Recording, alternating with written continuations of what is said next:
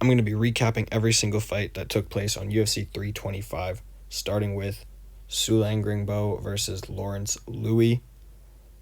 And I started off the night with a loss, but I wasn't too upset by that because I wanted Lawrence Lui to win anyways. He gets the decision. It was a split decision. It was a close fight. Sulangrangbo won the first round.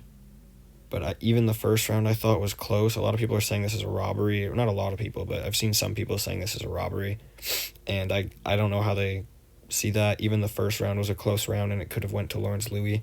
But I give it to Sulangrangbo. He landed much better shots in the first round. But the second and third round, it was all Lawrence Lui. He was walking him down. Every shot he was landing was like snapping Sulangrangbo's head back.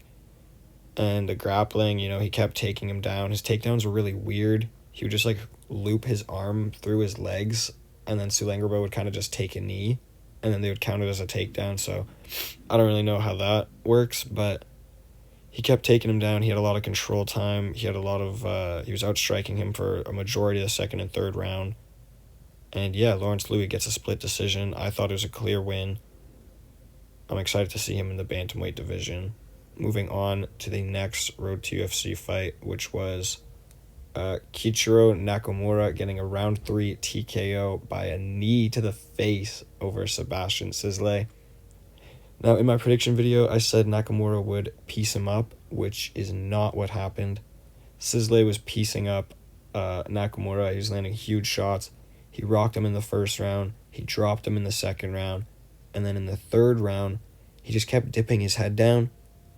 And Nakamura picked up on it, and he kept kneeing him in the face, or I guess in the chest area.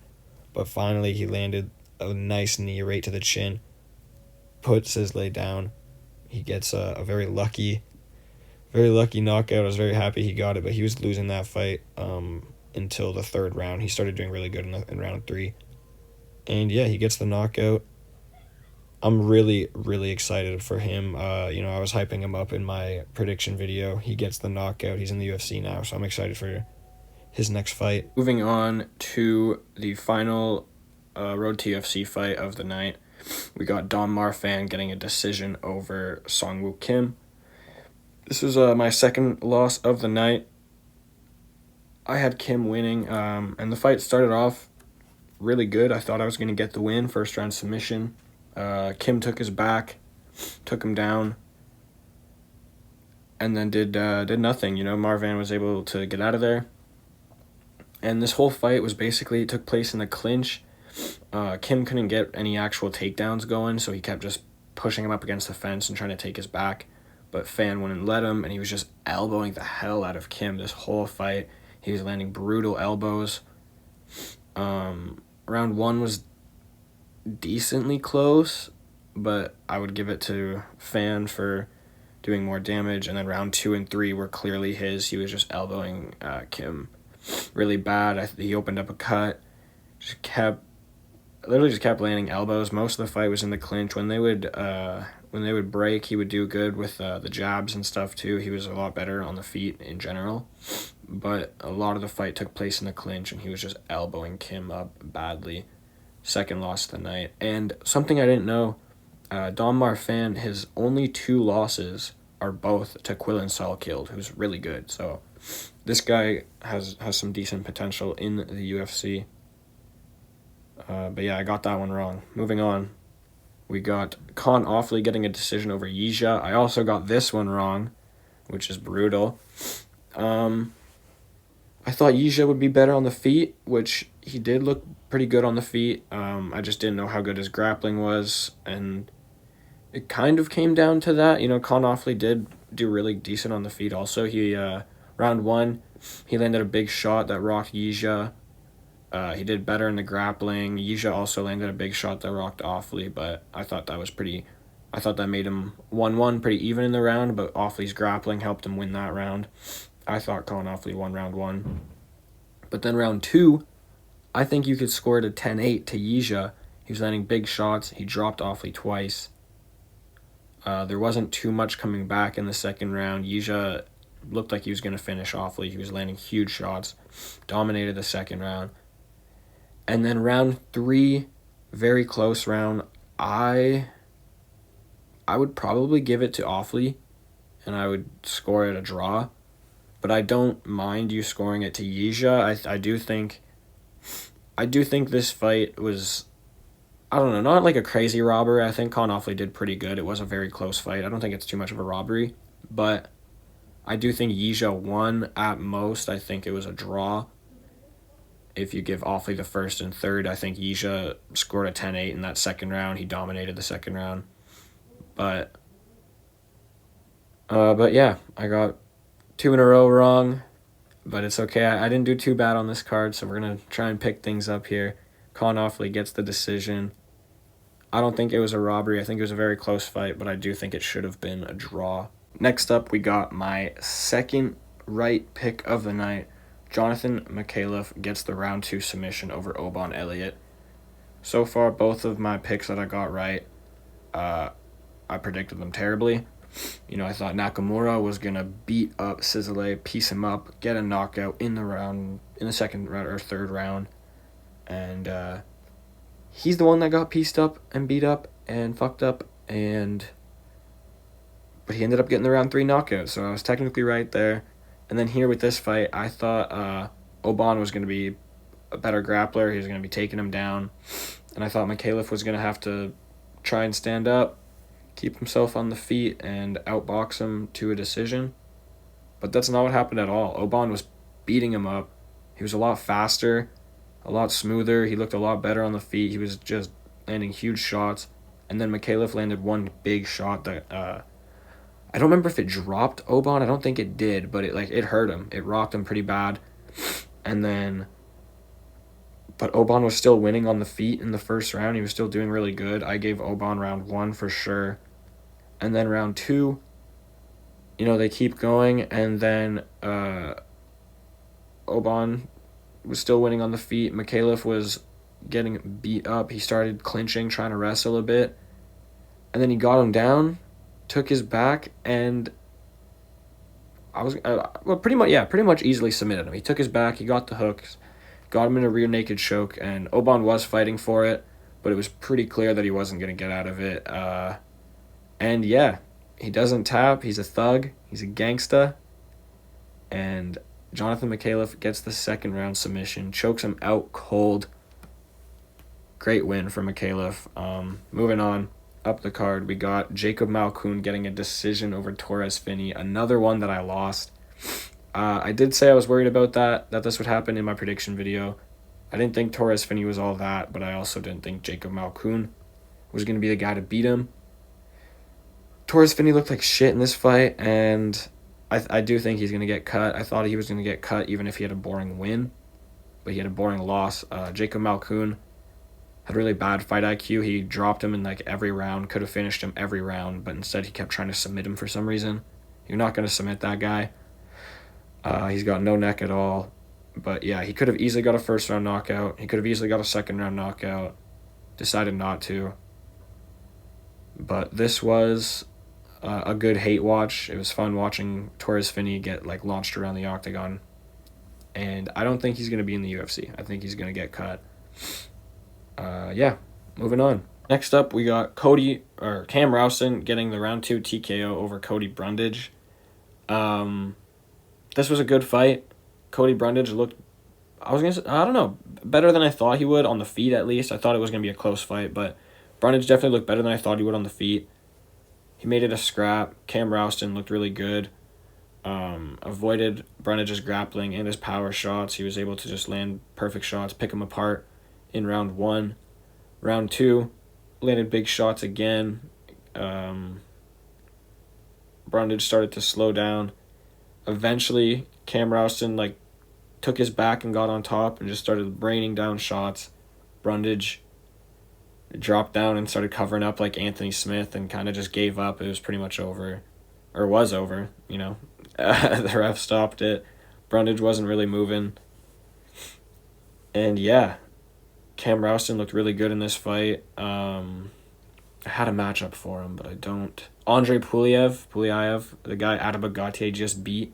I would like to see Cam Rowston fight him next. That would be a fun fight. But yeah, Cam Rowston looked good. Cody Brundage looked pretty decent. I don't know if they're going to cut him or keep him around, but I think he's on a losing streak.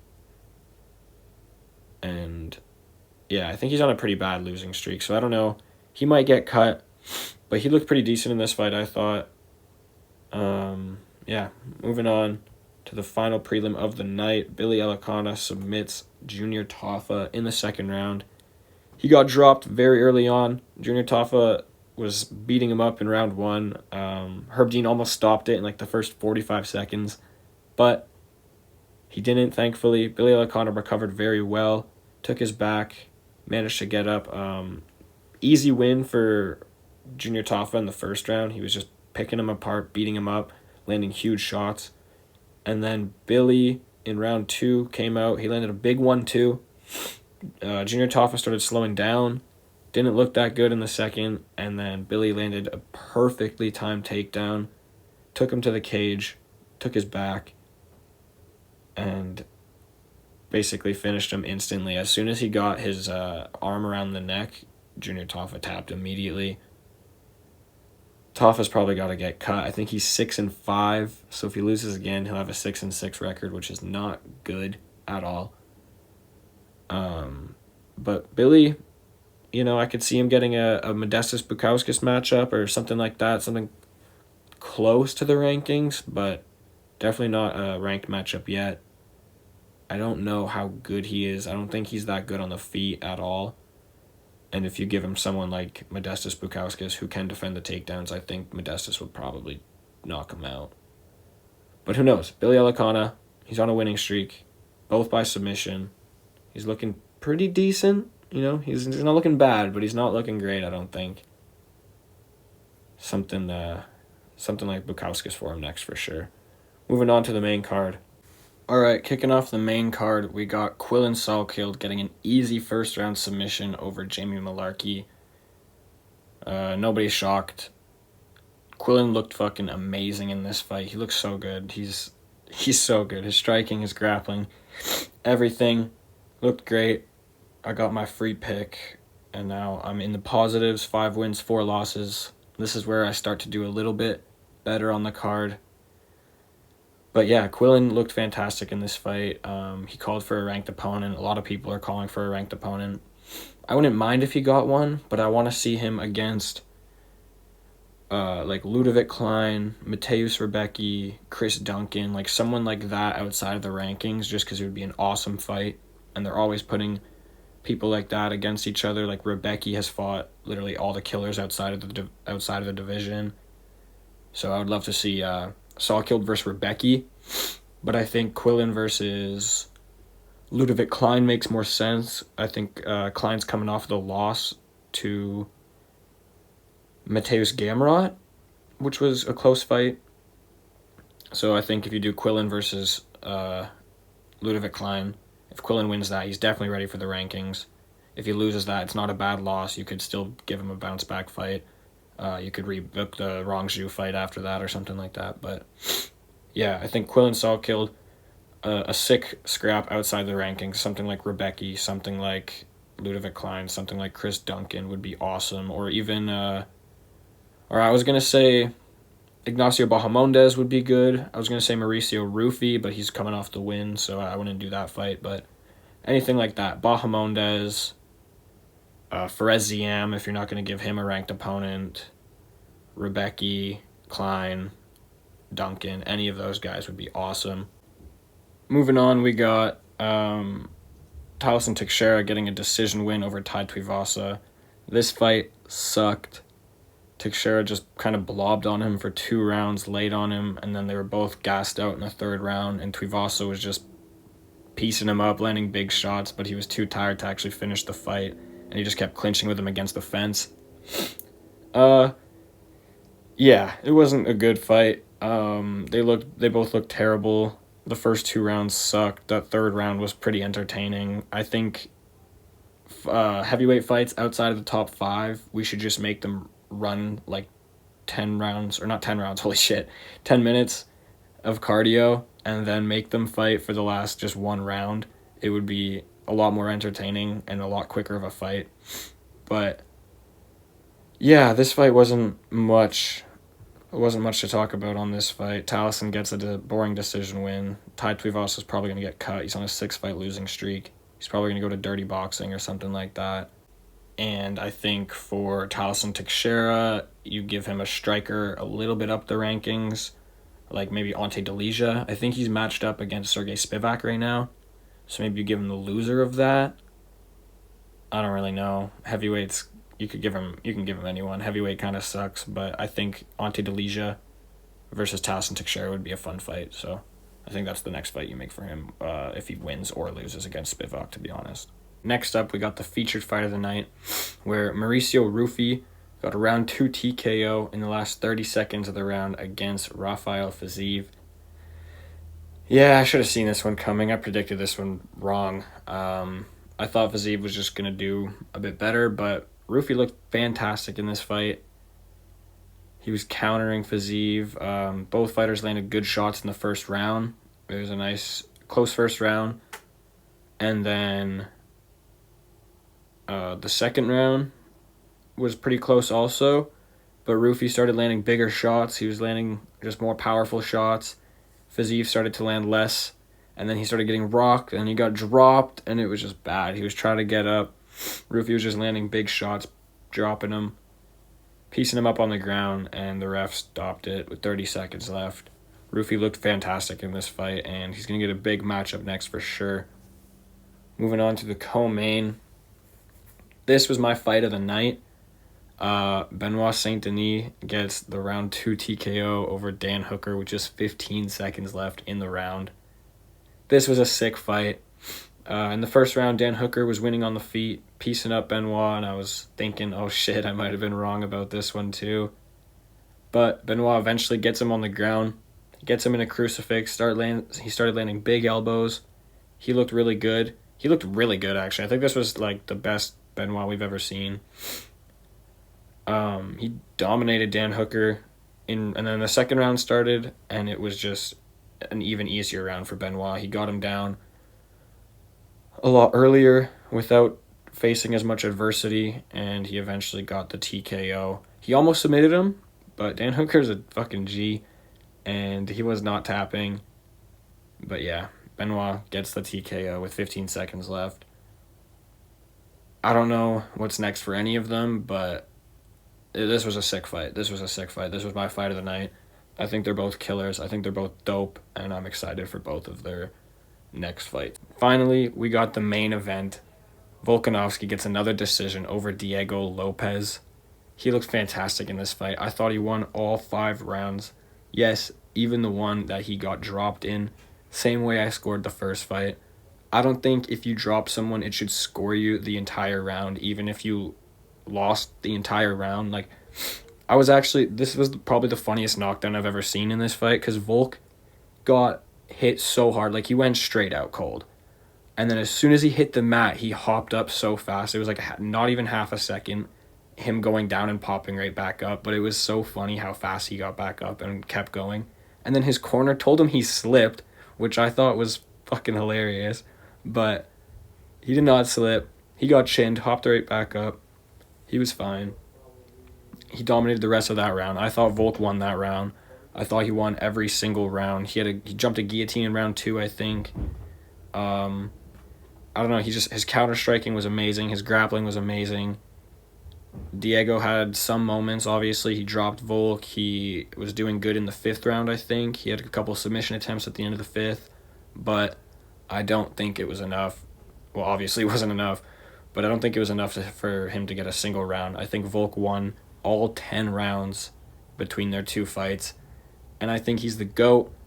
Give him the winner of Evloev versus Murphy next. That matchup just got made for London. It just got confirmed and announced. The winner of that is going to be fighting Volk, and Diego could fight any other top contender. It was a sick card. I went 8-5. I did a little bit worse than last weekend. Hopefully next weekend we could do a bit better. To be fair, I did better than I thought I would on this card. I was not expecting to do good. It was a rough card of predictions. I was not confident on any of these picks, but 8-5, can't complain. I'll see you guys next weekend. Have a good one.